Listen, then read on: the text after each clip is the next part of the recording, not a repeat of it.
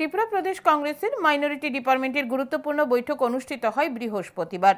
প্রদেশ কংগ্রেস ভবনে এই দিনের বৈঠকে পৌরোহিত্য করেন প্রদেশ কংগ্রেস সভাপতি আশিস কুমার সাহা।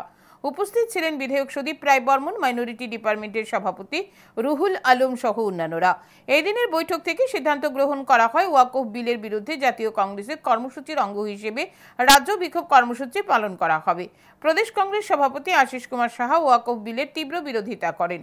পাশাপাশি রাজ্য সরকার কাঁটাতারের বেড়া ওই পারে ভারতীয় জায়গায় বসবাসকারীদের সাথে বিমাতৃ সুলভ আচরণ করে চলেছে বলে জানান তিনি।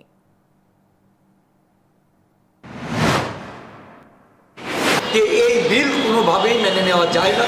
এই বিলের বিরোধিতা করতে দেশব্যাপী যে কর্মসূচি গ্রহণ করবে ত্রিপুরা প্রদেশ কংগ্রেস এবং তার মাইনরিটি ডিপার্টমেন্ট, এই কর্মসূচি নিয়ে আমরা সেখানে সামিল হব। এটাই আমাদের আজকে নেতৃবৃন্দদের আলোচনায় উঠে এসেছে।